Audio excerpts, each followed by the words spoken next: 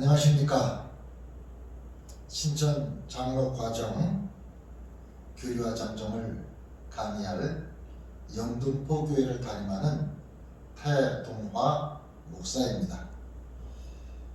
우선 신천 장로가 되신 여러분들을 진심으로 환영하며 이 과정을 잘 마쳐서 여러분들 지방회 때 신천 장로로서 개척교회에서 사역을 감당하시는데 오늘 이 강의가 여러분들에게 도움이 될 수 있기를 바랍니다. 자, 이번 시간 교리와 장정 한 30분 정도 여러분에게 영상으로 강의하도록 하겠습니다.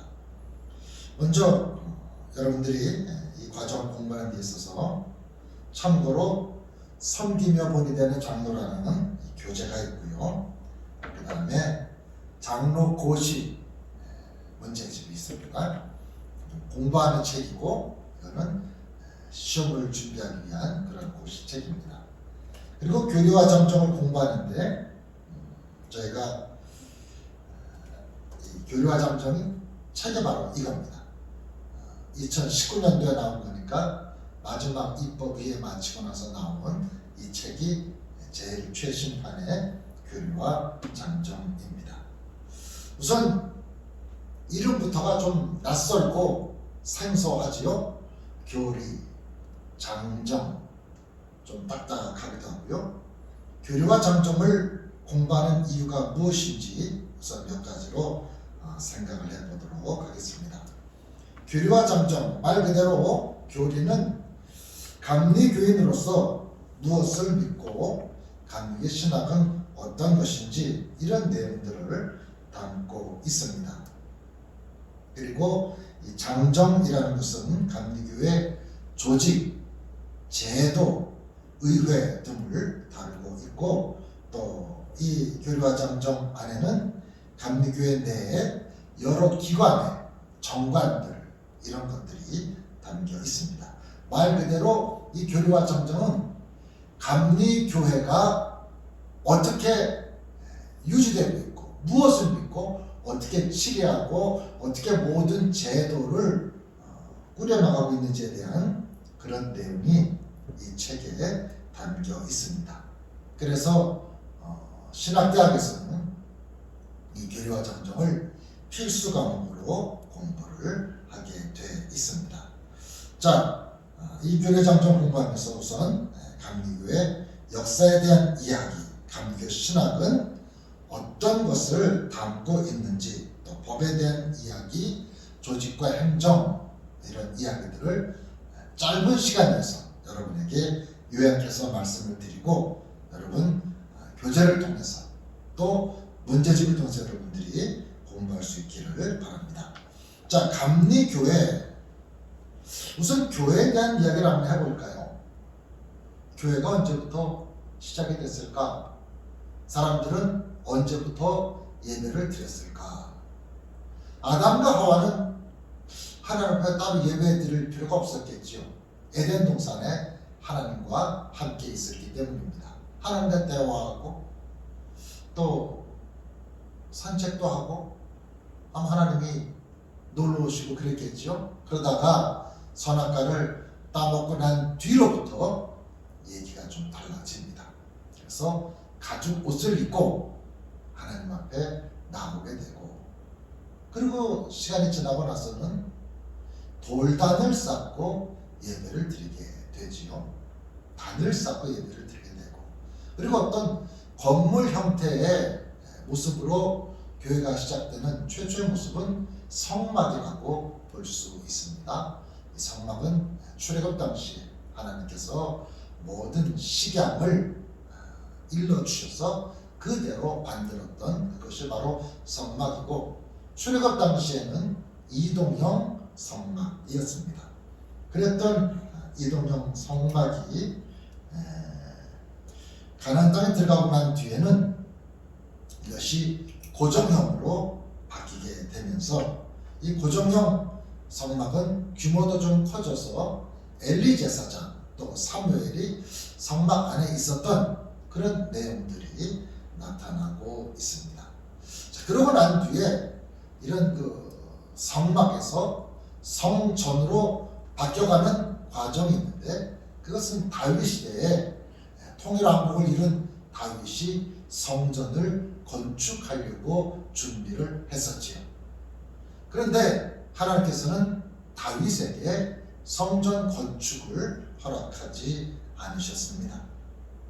그러고서는 결국 다윗의 아들 솔로몬 때에 이르러서 성전이 건축되게 됩니다. 다윗은 본인이 성전 건축을 할 수 없었음을 알고 있었지만, 그러나 아들 솔로몬이 성전을 지을 수 있도록 모든 준비를 철저하게 잘 해 놓았습니다. 이런 거 보면 참 다윗의 신앙이 훌륭하다고 그렇게 볼 수 있지요. 그렇게 해서 솔로몬이 결국 성전을 지어서 봉헌하게 됩니다. 그때 솔로몬은 감격스러워서 그렇게 기도를 하지요. 하늘에 하늘들이라도 하나님을 용납할 수 없는데 하나님께서 우리가 지은 이 성전에 계시겠습니까? 그러면서 기도를 하면서 감격적인 성전 봉헌 예식을 진행하게 됩니다. 이렇게 세워진 성전, 첫 번째 솔로몬 시대 성전이 나중에 바벨론에 의해서 공격을 받고 무너지게 되고, 이게 첫 번째 성전이 무너지게 되고, 두 번째 성전은 바벨론 포로에서 돌아오고 난 뒤에 에스라, 느헤미야 이런 사람들에 의해서 포로 이후에 성전이 지어지게 되고, 이건 역시 나중에 공격을 받아 무너지게 되고, 세 번째 성전은 예수님 탄생 당시에 유대 지역 분봉왕이었던 헤롯이 40년에 걸쳐서 예루살렘 성전을 완공하게 되고, 결국 예루살렘 성전 세 번째 헤롯 성전도 로마의 공격으로 무너지면서 지금은 예루살렘에 그 당시에 성전이 있지 않고 성벽의 동쪽 조금 벽만 남아서 그것을 통곡의 벽이라 하면서 거기에서 유대인들 또 신앙인들 순례객들이 거기서 기도를 하고 있지요. 자, 그러면서 이런 이 교회가 사도행전에 보면 이 교회가 유대교로부터 결별하면서 예수 그리스도를 믿는 신약시대 교회가 시작되게 되고, 이 교회가 예루살렘 또 안디옥을 거쳐서 이방 지역으로 사도 바울에 의해서 퍼져나가게 되고, 이방 지역으로 나간 교회가 로마로 들어가게 되고, 로마에서 핍박을 받다가 결국 로마에서 공인을 받고 313년, 325년 국교가 되고, 이런 과정을 거쳐서 기독교가 세계적인 종교가 되지요. 로마 대제국의 종교가 되면서 기독교는 세계적인 종교가 됩니다. 그러다가 이 기독교가 하나였던 이 로마가 동서로마로 갈라지면서 서로마는 지금 로마를 중심으로 한 바티칸에 우리가 흔히 말하고 있는 가톨릭 교회, 천주교회를 이루게 되고, 비잔틴을 중심으로 했던 동로마는 동방정교회를 이루게 됩니다. 그래서 우리가 흔히 보는 성당들, 가톨릭 교회는 이제 서방 교회고요, 로마 가톨릭 교회고, 동방정교회는 조금 신비적이고 개인주의적인 영성을 강조하는 그런 모습입니다. 그에 반해서 로마 가톨릭 교회는 아주 강력한 중앙 집권적인 그런 모습을 띠게 되었고, 로마 가톨릭 교회가 교황의 권위를 내세워서 강력한 기독교 국가를, 중세 시대를 열어가게 되었는데, 그 중세 시대에 여러 가지 일들 가운데 잘못된 신앙의 요소들, 이런 것들이 종교 결제들에 의해서 새로운 신앙 운동으로 일어나게 되었고, 결국 1517년 마틴 루터에 의한 종교개혁이 일어나게 되고, 이 종교개혁이 들불처럼 번져나가면서 1748년 감리교회는 존 웨슬리의 회심한 때로부터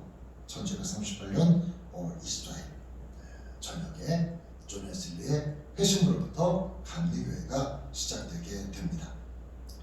그러니까 어떻게 보면 구약적인 전통 유대교에서 기독교가 나오게 되고, 이 기독교가 동서로 로마 지역이 나눠지면서 로마 가톨릭교회와 동방 종교가 나눠지게 되고 로마 가톨릭교회 안에서 1117년 종교개혁 이후에 오늘날의 개신교회들이 생겨나게 되고 그 중에 감리교회는 존 웨슬리에서 영국에서 시작이 되고 또 이 감리교회 웨슬리언 메소디스트 신앙은 웨슬리언은 기독교 대한 감리교회와 또 나사렛 교동, 성결교도 그렇고요. 또 어떻게 보면 구세군도 형제교단이라고도 볼 수가 있고요. 이런 웨슬리안 교회들이 형성되어져 있습니다. 이렇게 해서 영국 감리교회가 성공회로부터 나와서 영국 감리교회가 시작되고 영국 감리교회는 미국으로 선교사들을 보내면서 영국 교회에서 미국 교회로 또 미국 교회에서는 1885년 3월 5일 벤젤라 선교사에 의해서 물론 그 이전에 메켈레라든지 일본을 통해서 읍내가 들어왔던 선교사였지만 우리나라에 파송된 공식 선교사는 벤젤라에 의해서 시작이 되고 1885년 부활절로부터 해서 1930년 12월까지 우리 교회는 미국 연합감리교회에 속해 있다가 1930년 12월 그러니까 우리나라에 선교사가 감리교 선교사가 들어온 지 약 45년 만에 기독교 조선감리회로 시작하게 되고 기독교 조선감리회는 1949년 4월 통합연회 때 기독교 대한감리회로 시작돼서 지금까지 이르게 됩니다. 1949년 4월 기독교 대한감리회를 시작할 당시에는 우리 연회가 3개 연회였었는데요. 지금은 12개 연회까지 늘어나게 됐습니다. 감리교 신학의 4대 요소를 우리가 좀 알아야 되겠습니다. 감리교 신학에서 무엇을 중시하는가? 4대 요소. 첫째는 성경입니다. 우리는 성경에 근거하고 성경에 바탕을 둔 신앙생활을 하고 있습니다. 이 말씀보다 더 앞서갈 수 있는 것은 없다라는 것이죠. 그리고 전통을 중시합니다. 제가 좀 전에 교회에 대한 이야기를 쭉 말씀을 드렸는데 이 감리교회는 종교개혁적인 전통, 사도들의 전통, 예수 그리스도의 전통 이런 전통을 쭉 이어서 왔다라는 겁니다. 그리고 세 번째는 체험을 강조하는 교회가 바로 감리교회입니다. 뜨거운 교회가 감리교회였습니다. 오늘날 조금 이 뜨거운 열정을 우리 감리교회가 조금 다른 교단에 빼앗긴 거. 요즘 그러면 뜨겁다 그러면 감리교회보다 순복음이 더 뜨거운 거 아니냐 이렇게 말하는 분들도 있는데요. 감리교회는 체험을 강조하는 뜨거운 그런 교회입니다. 그리고 감리교회는 이성을 중시합니다. 하나님께서 여러 가지 깨달을 수 있는 지혜와 여러 가지 상을 주셔서 그런 이성적인 판단을 우리가 중요하게 생각합니다. 성경, 전통, 체험, 이성 이 네 가지를 우리가 중요하게 생각을 합니다. 자, 그러면서 신앙적인 운동 쭉 얘기를 할 수 있고요. 자, 이제 여러분들이 교회와 관련해서 몇 가지 이제 고백들 이런 거 여러분들 책을 보시면 되겠고요. 여러분들이 자문을 내시면서 조직과 행정에 대한 그런 부분들을 좀 여러분이 잘 아셔야 되겠습니다. 의회에 대한 말씀을 좀 드리려고 합니다. 개척교회 안에는 당회가 있고 구역회가 있습니다. 그래서 당회와 구역회는 개척교회 안에서 이렇게 되고 당회는 담임 목사가 주관해서 회의하게 되고 구역회는 원칙적으로 감리사님이 주관하게 되어 있는데 위임을 하면 그 교회에서 담임 목사가 위임받아서 진행할 수가 있지요. 당회에서 결정할 일이 있고 교회의 웬만한 일들은 다 당회에서 결정을 하지요. 그리고 구역회에서는 당회보다 조금 넘어서는 예산에 대한 그런 문제라든지 교회 부동산에 대한 그런 문제라든지 이런 더 중요한 부분들을 구역회에서 다루게 됩니다. 이 구역회 위의 조직이 이제 지방회이지요. 지방회, 그 위에 연회, 그리고 총회가 있습니다. 여러분의 교회는 영등포 지방에 속해 있고요. 또 영등포 지방은 서울 남연회에 속해 있고요. 서울 남연회는 기독교 대한감리회에 속해 있습니다. 순서대로 말하자면 기독교 대한감리회, 서울 남연회, 영등포 지방, 영등포 교회 누구입니다. 이렇게 자신의 소속을 밝힐 수가 있습니다. 자, 교회에 담임 목사가 있고요. 또 기획위원회가 있고 여러 의결 기관이 있습니다. 보통 때에는 교회 임원회나 큰 회의를 할 수 없으니까 기획위원회를 통해서 장로님들 또 각부의 부장들 이런 중요한 사람들로 해서 기획위원회를 통해서 교회 여러 가지 일들을 의논하게 되고, 지방회는 통상 1년에 한 번 이루어지게 됩니다. 그래서 지방회에서 여러 가지 지방에 관련된 일들을 감당하게 되고 지방감리사가 이 지방회를 주관하게 됩니다. 그래서 지방을 통해서 서리 교역자들에 대한 성품 통과나 과정 자격 이런 것을 나누게 돼서 연회로 청구하게 되고, 그리고 장로님들에 대한 이런 부분들을 진급 중의 장로님들에 대한 그런 부분들에 대해서 체크를 하고 파송을 하게 되고요. 지방 안에 여러 가지 일들에 대해서 논의를 하게 됩니다. 지방 감사님은 임기가 2년이고 지방에는 각 부서들이 있어서 활동을 하게 되지요. 지방 안에 선교부, 교육부, 사회평신도부 이 3개 부서가 있고 서기회계 그리고 각종 위원회들이 있어서 지방의 일들을 꾸려나가게 됩니다. 자, 지방의 위의 조직은 연회이죠. 아까 저희는 서울 남연에 속해 있다고 했습니다. 서울 남연에는 서울특별시 가운데 한강을 기준으로 해서 한강 이남 지역에 있는 곳으로 해서 구성에 돼 있어서 저 강동 지역에서부터 강동구 쪽에서부터 강서구까지 쭉 이어오면서 15개 지방이 서울 남연회 안에 속해 있습니다. 연회의 책임자는 감독이지요. 지금 감독은 광림교회를 담임하는 김정성 목사님께서 서울 남연회의 감독을 맡고 계십니다. 감독의 임기는 2년이고 겸임을 하고 있습니다. 제가 이런 겸임에 대한 말씀을 드리는 이유는 아까 감리사와 연회 감독은 겸임, 다시 말해서 교회를 담임하면서 그 맡은 책임을 감당하고 있습니다. 이렇게 말씀드리는 이유는 UMC 같은 경우에 미국 연합감리교회는 감리사부터 전임을 하고 있습니다.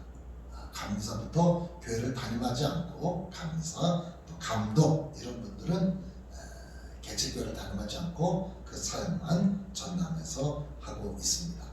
연회 안에도 여러 부서와 조직이 있어서 활동을 하고 있고, 연회 안에 웬만하면 연회에서는 모든 교육자의 파송 문제라든지 웬만한 일들은 다 연회 안에서 이루어지고 있습니다. 연회도 1년에 한 번 열리게 되고요.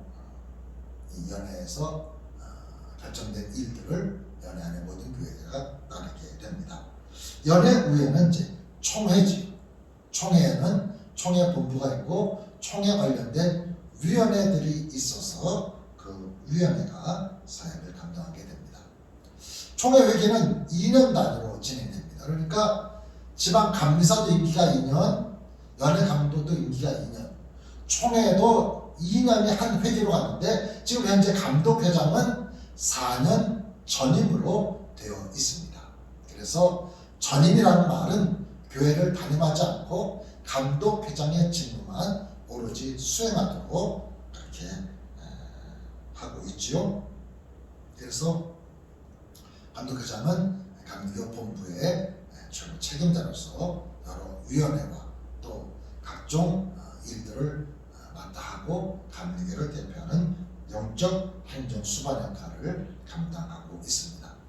총회는 2년마다 이루어지는데 행정총회와 입법의회가 번갈아 가면서 되어집니다.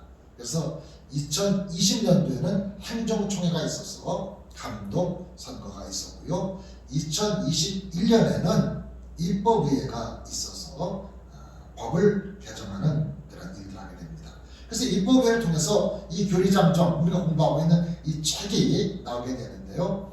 2019년도에 나온 이 책에서 수정 보완한 일들, 아마 제가 볼 때는 21년 입법위에서 거론될 여러 가지 일들 중에 은급에 대한 문제라든지 또 선거에 대한 그런 문제라든지 또 어떤 그 심사라든지 이런 문제, 또 일부에서는 정년에 대한 이야기도 하고 있습니다. 지금 교단의 정년이 70세인데 조금 더 연장해야 되지 않겠느냐, 이런 이야기들도 얘기가 되고 있고요. 은급 문제, 은급이라는 것은 교육자들의 은퇴 이후에 연금 제도 같은 건데요. 이 은급이라든지 여러 가지 관련된 그런 부분들에 대해서 입법위에서 논의가 이루어집니다. 자, 이렇게 해서 이 의회는 교회 안에 당회, 구역회, 지방회, 연회, 총회로 이루어지게 됩니다.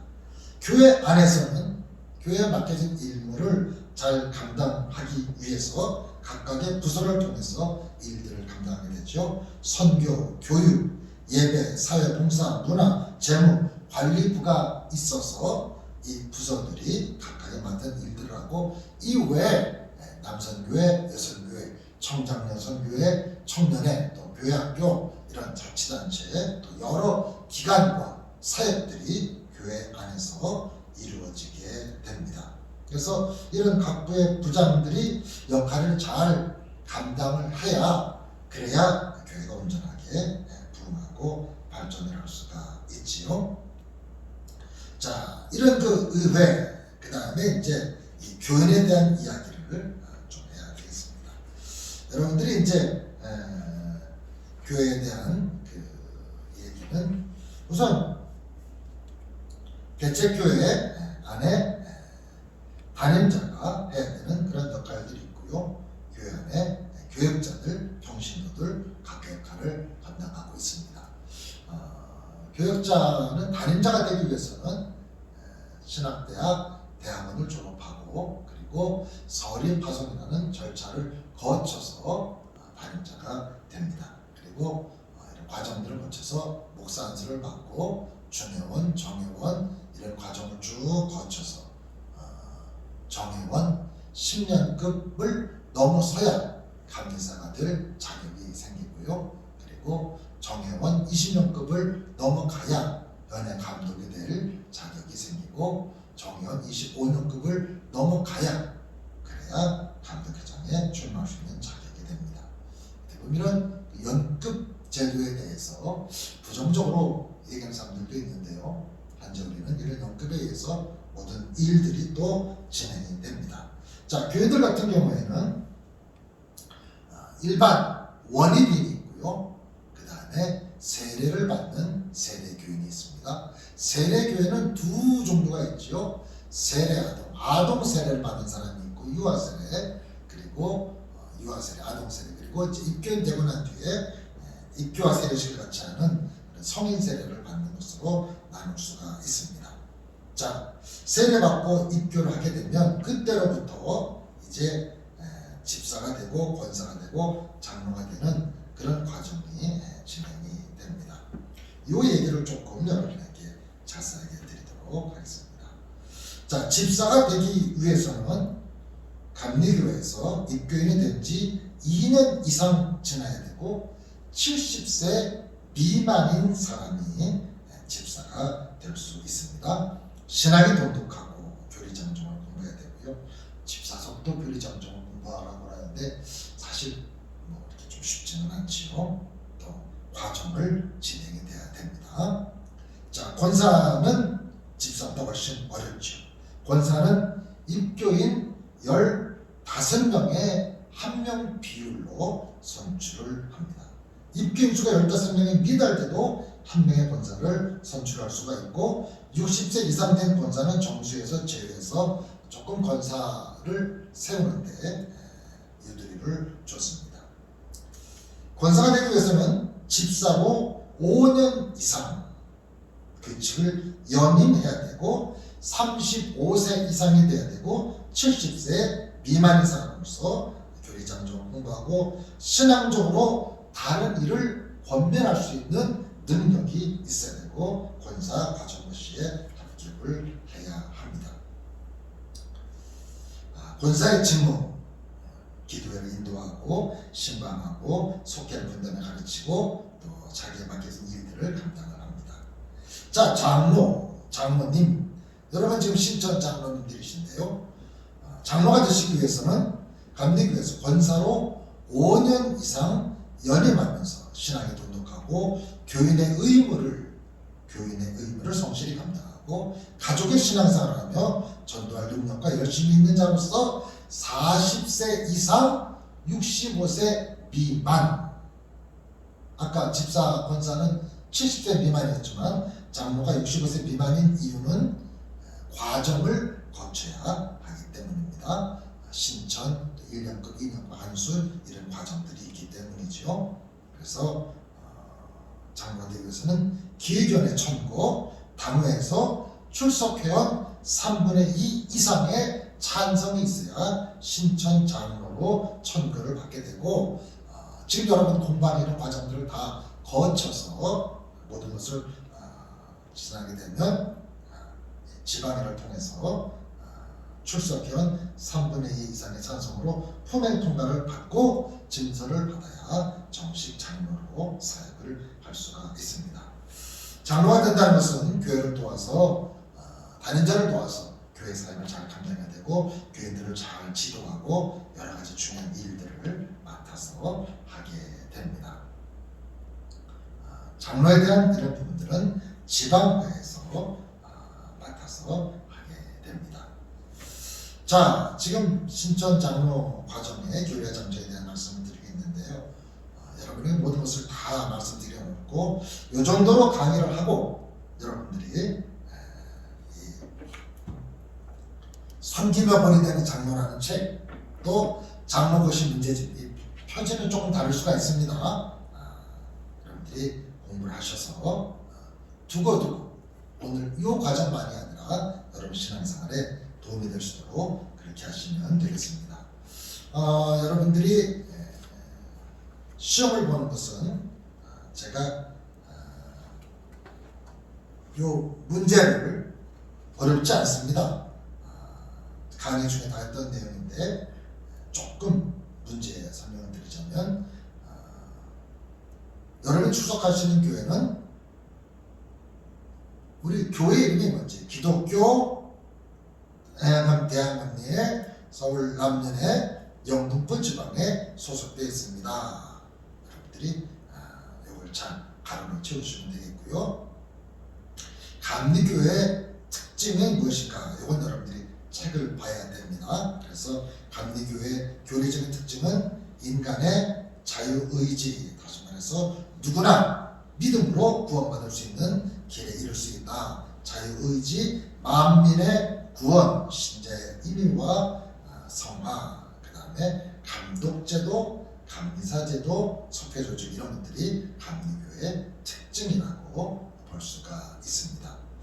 아까 강의 중에 장로는 몇 세 이상이 되고 65세 미만인가, 권사로서 몇 년 이상 연임하고 가족이 교회 나와야 되는가, 이런 것이 문제에 나오고 있고요. 또 교회 부서들 가운데는 어떤 부서가 있는지, 또 감리교회 의회에는 당회, 무슨 회, 지방위원회 뭐가 있는가, 이런 요 문제를 잘 풀으실 수 있기를 바랍니다.